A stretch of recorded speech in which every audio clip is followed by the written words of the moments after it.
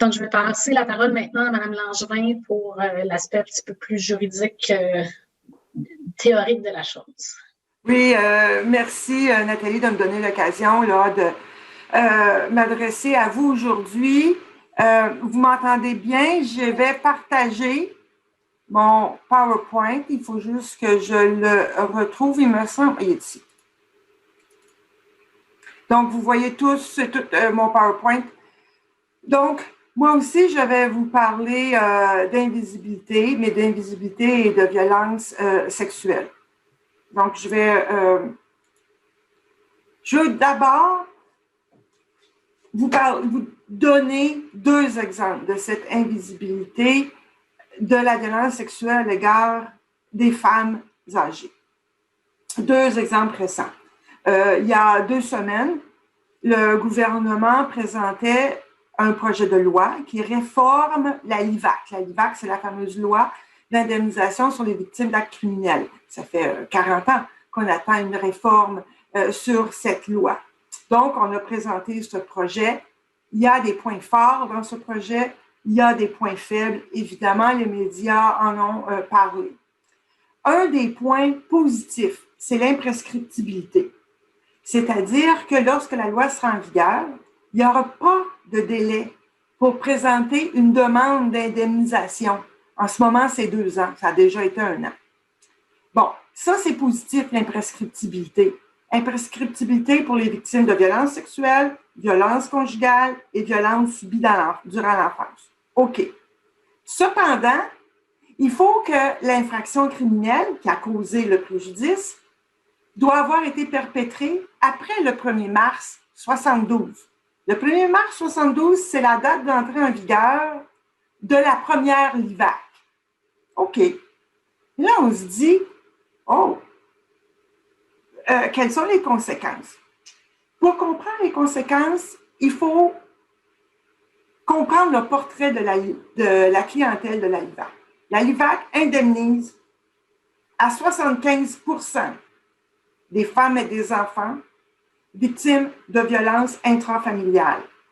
Ce que ça veut dire, violence sexuelle, violence conjugale, violence subie durant l'enfance. Et les agresseurs sont connus. Donc, c'est une violence intrafamiliale. La loi n'avait pas été pensée pour ça du tout quand elle est entrée en vigueur en 72. Mais c'est ça la réalité. OK. Deuxième point qu'il faut savoir, ça veut donc dire que l'entrée en vigueur ou le fait qu'il faut que la violence ait été perpétrée après 72, ça fait en sorte que ça exclut des femmes qui ont 50 ans, 60 ans, 70 ans, pour des violences qui ont eu lieu avant 72, alors que c'était énormément tabou de parler, on n'en parlait pas de l'inceste. Et donc, ces femmes-là se sont tues. Elles n'ont pas parlé. Si aujourd'hui, à 75 ans, elles décident d'en parler et de demander une indemnisation selon cette loi, ben on va dire non. Il faut que la violence ait été perpétrée après le 1er mars 72. Donc, on voit les conséquences sur les femmes âgées, mais pour des violences commises dans le passé. En ce moment, si vous regardez les statistiques de la LIVAC, 3% de la clientèle a 65 ans et plus. Mais le rapport annuel de cette année ne dit pas quel est le pourcentage de femmes dans le 3% de 65 ans. Mais on peut supposer que c'est à 75% des femmes. Donc, il y a somme toute peu de femmes âgées qui vont demander une indemnisation. Puis ça reflète le courant qu'il y a peu de femmes aussi qui sont victimes de violences à leur égard et qui vont demander une indemnisation de cette loi-là pour toutes sortes de raisons. Donc, ce que je veux dire, cette histoire d'imprescriptibilité, c'est bon, mais pas pour les femmes âgées qui ont été agressées dans le passé. Je l'ai souligné au ministre, il n'avait pas vu ça passer. On va voir qu'est-ce que ça va donner. Parce qu'on a oublié les femmes âgées. Un autre point, le mouvement MeToo. Est-ce qu'on a parlé des femmes âgées? Non. Le mouvement MeToo, c'est des jeunes femmes victimes d'agressions sexuelles et qui dénoncent. On a beaucoup, et Michel l'a dit, on a beaucoup travaillé, les féministes ont beaucoup travaillé sur la violence faite aux jeunes femmes. parce que la violence se manifeste, pense-t-on, surtout chez les jeunes femmes. Donc, MeToo, c'est un mouvement qui touche les jeunes femmes, mais on peut se demander, mais où sont les femmes âgées? Est-ce que c'est parce qu'elles ne sont pas victimes de violence? C'est pas ça la réponse. Les femmes âgées sont invisibles. Et donc, la question que moi je me pose, est-ce que les femmes âgées, victimes de violences sexuelles conjugales, parce qu'il y en a, est-ce qu'elles ont été oubliées? Il y a quelques études qui commencent à être publiées. Ça reste un sujet tabou. Comme les jeunes femmes, les femmes âgées sont victimes de violences sexuelles, violences conjugales. Mais elles ne portent pas plainte. Les affaires ne sont pas rapportées. On n'en parle pas. Les femmes âgées sont victimes de violences sexuelles, violences conjugales dans leur maison. Michel l'a souligné. Dans les établissements où elles vivent. Puis elles sont victimes de violences par les membres de leur famille, par des résidents où elles habitent ou des intervenants en soins de santé. Depuis le 1er janvier, je dirige la chaire Antoine Turmel sur la protection des droits des personnes aînées et je vais travailler sur un nouvel axe de recherche, c'est-à-dire les femmes aînées et la violence sexuelle, violence conjugale à leur égard. Évidemment, je suis avocate, donc je vais travailler du point de vue juridique, mais je me rends compte que je ne peux pas découvrir des cas de violence à l'égard des femmes si ces cas-là ne sont pas, s'il n'y a pas de preuves en quelque part.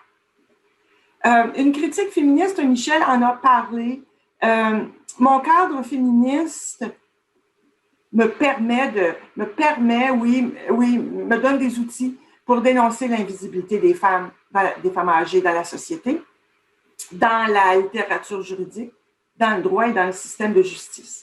On entend peu parler des femmes âgées dans le système de justice. Ma critique féministe me permet de dénoncer le fait que les personnes âgées sont traitées comme un bloc, comme un tout, alors que ce n'est pas ça. La réalité des femmes âgées est très différente de celle des hommes âgés, puis les femmes âgées entre elles ont des réalités très différentes.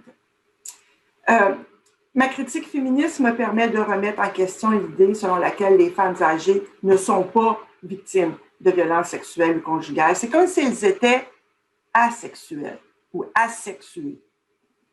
Et mon cadre féministe me permet d'essayer de trouver des solutions pour que ces femmes âgées soient visibles, mais aussi que leurs droits soient respectés. Rapidement, je vous présente deux grandes idées. Ce que les recherches nous disent sur la violence sexuelle à l'égard des femmes âgées et ce que la jurisprudence ne nous dit pas à cet égard. Je vais parler rapidement de trois documents récents québécois, dans lesquels j'ai cherché des signes, des statistiques, des preuves de la violence sexuelle à l'égard des femmes. On sait qu'elle existe. Mais dans ces documents-là, officiels, est-ce que cette violence-là est reflétée? Est-ce qu'il y a des preuves de cette violence? Je vais d'abord parler du plan d'action gouvernementale de 2017-2022. Ce plan d'action gouvernementale a été adopté là, en même temps que, ou à peu près, que la loi pour enrayer la maltraitance à l'égard des personnes âgées. Dans ce rapport, dans ce plan d'action, on dit que de manière générale, les femmes âgées vivent plus de violences de toutes les sortes par rapport aux hommes aînés. Évidemment, elles vivent plus longtemps, donc est-ce qu'on peut dire qu'elles sont plus nombreuses, qu'elles vivent plus de violences? Ce qu'on sait aussi, c'est que la population vieillit, donc il va y avoir une augmentation des personnes âgées, une augmentation des femmes âgées et une augmentation de la vieillesse à l'égard des femmes. De la violence à l'égard des femmes. Et dans ce plan d'action, il y a quelqu'un qui a eu la bonne idée de dire, oh, peut-être qu'on devrait mener des études sur le genre pour tenir compte de la réalité des femmes âgées. C'est ce qu'on appelle l'analyse différenciée selon le genre. Ils ne sont pas après réinventer le bouton à 4 trous. On est tout le temps censé faire de l'analyse différenciée selon le genre quand on adopte des mesures gouvernementales, des lois. Sauf qu'on ne le fait pas tout le temps. Donc, dans ce plan d'action, il y a une prise de conscience du fait, Michel l'a bien souligné, du fait de la rencontre de l'âge et du genre. On ne peut pas ignorer la réalité du genre et de l'âge. C'est comme si les femmes âgées tombent entre les mailles du filet. Quand elles sont considérées avec les personnes âgées, elles disparaissent. Et quand elles sont avec les femmes victimes de violences, bon, on ne tient pas compte des femmes âgées. Elles disparaissent aussi. C'est comme elles disparaissent des deux côtés. Leur réalité n'est pas prise en compte. Il y a dans ce plan le tableau que vous voyez. Ce tableau, ces chiffres-là, viennent de l'ensemble des appels reçus par la ligne Aide, Abus, Aînés, Michel en a parlé, les chiffres de 2010 à 2016. Donc, c'est des personnes âgées qui appellent. Ça ne reflète pas nécessairement la réalité, mais c'est une certaine réalité. Et la colonne la plus haute, ce sont les femmes. Donc, on voit que dans toutes les tranches d'âge, les femmes appellent plus pour de la violence. Ça, c'est toutes les sortes de violences.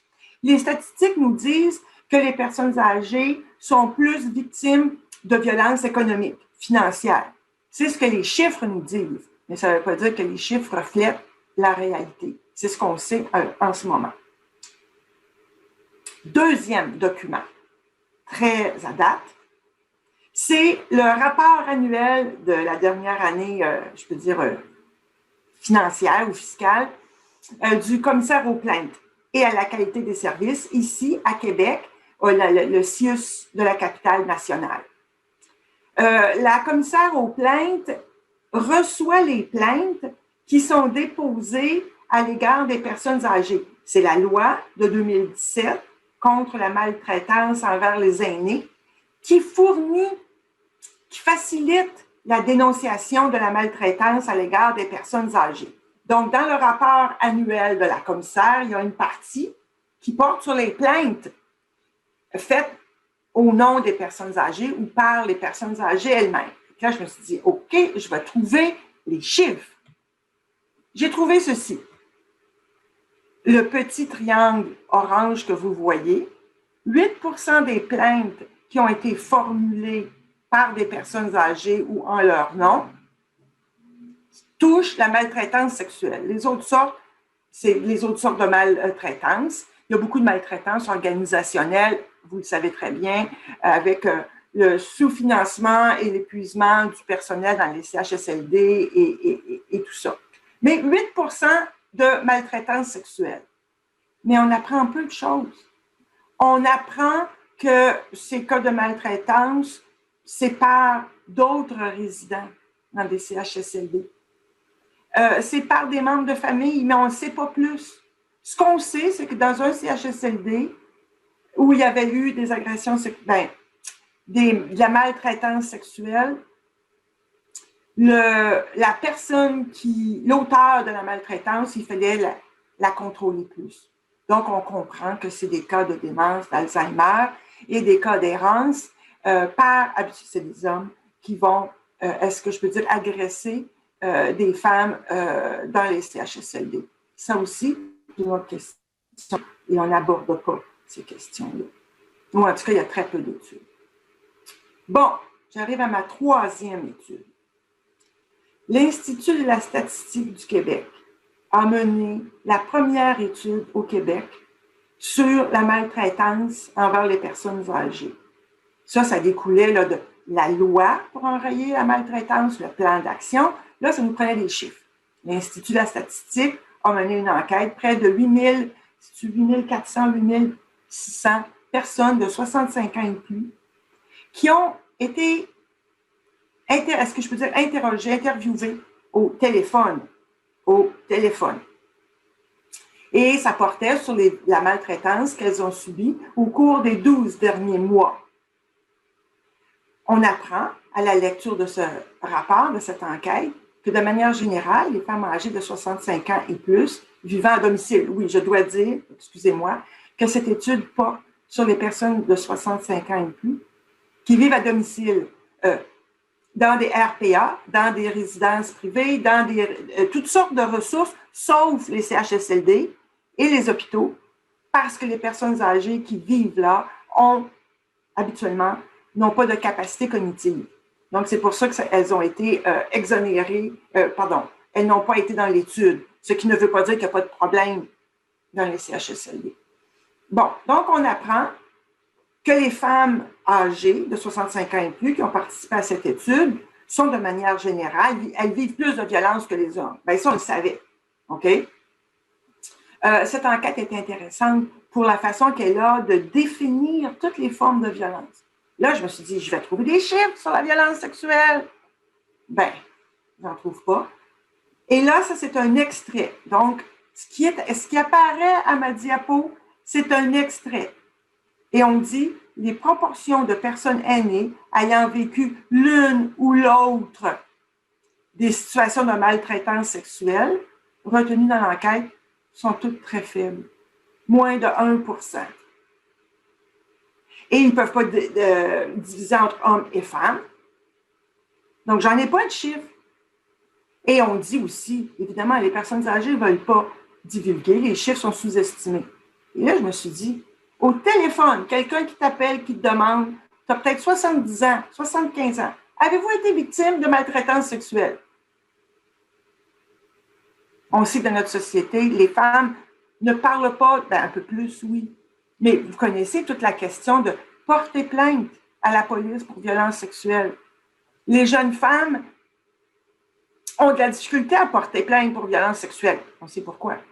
Pensez-vous que des femmes aînées vont porter plainte? Et on comprend les motifs. La honte, la peur. Les mêmes motifs que les jeunes femmes, mais en plus, il peut y avoir cette vulnérabilité économique, vulnérabilité physique, psychologique. Donc, les 3 études récentes au Québec ne m'aident pas pour trouver des chiffres sur la violence sexuelle à l'égard des femmes. Donc, je ne suis pas plus avancée, ou très peu. Mais il y a des études qui ont été menées dans d'autres pays occidentaux. Il y a de la violence sexuelle à l'égard des femmes âgées, mais c'est comment la déterrer, comment la dépister.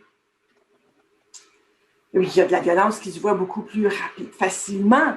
Il y a des études en Australie qui montrent très bien que les intervenants, ceux qui donnent les soins de santé dans les CHSLD, l'équivalent, vont voir avec leurs yeux plus facilement des cas de maltraitance sexuelle parce qu'il y a des cas de démence. Et la démence fait faire des choses, disons, qu'autrement des personnes n'auraient pas faites.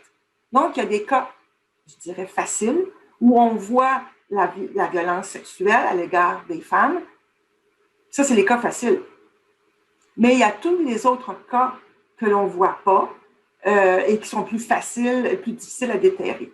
Donc, la jurisprudence, qu'est-ce que la jurisprudence nous dit? Bien, il y a une étude au Canada de 2016 où on a analysé la jurisprudence canadienne et ça a été difficile de former le corpus jurisprudentiel, c'est-à-dire ils ont analysé, les 2 chercheuses de la faculté de droit de l'Université de la Colombie-Britannique à Vancouver ont analysé les décisions publiées dans toutes les provinces canadiennes. Plus elles ont dépouillé les journaux. Les journaux rapportent des cas de violence sexuelle à l'égard des femmes âgées. J'en ai trouvé cet été, moi, un cas. Donc, elles ont fait ça sur une période de 20 ans. Bon, elles ont fini avec un corpus d'une centaine de décisions. Ce qu'on sait, c'est que, bon, les femmes âgées portent peu plainte, on n'est pas surprise. Il y a beaucoup d'attrition. L'attrition, c'est qu'est-ce qui arrive avec la décision une fois qu'elle est déposée à la police? La plaignante perd le contrôle de sa plainte, si je peux dire. Et puis, peut-être que la plainte ne mènera pas à aucun chef d'accusation, aucun procès. C'est ce qu'on appelle le phénomène d'attrition. C'est la disparition des plaintes. Bon. On sait très bien que les décisions auxquelles on a accès, ce n'est que la pointe de l'iceberg. Et il y a aussi beaucoup de stéréotypes, de mythes à l'égard des femmes âgées. Elles ne peuvent pas être victimes de violences sexuelles. Elles sont asexuelles, ce qui est faux. Vous m'excuserez, cette diapositive a beaucoup trop de mots. Mais ce qu'on apprend, c'est que les affaires auxquelles on a accès, c'est des cas de violence sexuelle très graves à l'égard des femmes âgées par un étranger. C'est des cas faciles pour les tribunaux parce qu'il n'y a pas de question de consentement. Il n'y a pas de question de porter atteinte à la crédibilité de la victime, essayer de fouiller dans son passé criminel. Bon, pensez aux affaires Roson, Salvaille. Fouiller dans le passé criminel de la victime, ils ne sont pas supposés de faire ça. Porter atteinte à la crédibilité. Elle exagère, elle est menteuse. Bon, tout ce qu'on connaît de stéréotypes à l'égard des victimes de violences sexuelles, bien, ça ne s'applique pas aux femmes âgées dans les décisions auxquelles on a accès parce que c'est des agressions par des hommes qu'elles ne connaissent pas. Donc, c'est ce qu'on appelle un peu le modèle du vrai viol. C'est le modèle facile, vous comprenez ce que je veux dire, facile à faire la preuve. Donc, le procès ne devient pas le procès de la victime. On ne lui reproche pas son manque de résistance. Bon.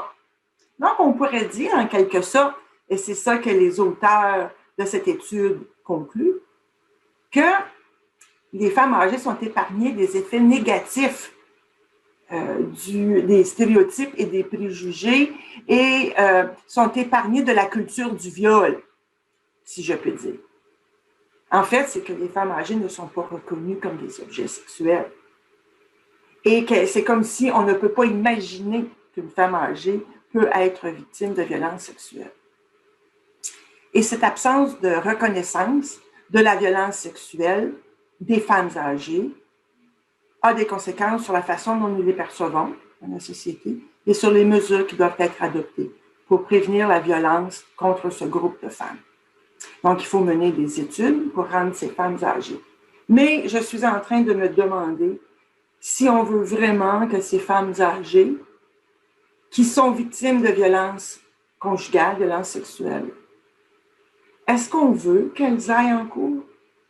Est-ce qu'on veut qu'elles soient contre-interrogées par l'avocat de la défense? Est-ce qu'on veut que le système de justice leur fasse encore plus de violence que qu'est-ce qu'elles ont vécu? C'est ça que les jeunes femmes vivent. Pardon? Est-ce qu'elles-mêmes le veulent? Oui, c'est ça. Est-ce qu'elles-mêmes le veulent? Exact. Vous avez tout à fait raison. Mais bref, il faut intervenir, je pense, au niveau du personnel soignant pour que le personnel soignant soit capable de détecter de la violence autre que dans les affaires de démence. Et là, j'en suis aux premières étapes de mon projet. Là, ce n'est pas le temps dans la pandémie d'aller faire des études sur le terrain. Hein. On va le laisser passer. Et puis, quand on va revenir à la vie normale, là, on verra en temps et lieu. Il y a toute une question de formation du personnel. Puis, avec la question de la violence, il y a aussi tout le droit à la vie intime des personnes qui sont hébergées. La ligne est mince entre qu'est-ce que la famille accepte et qu'est-ce que la famille n'accepte pas quant aux droits sexuels des personnes âgées. Donc, j'arrête ici et je vais attendre que la pandémie se passe pour pouvoir donner suite à mon projet de recherche.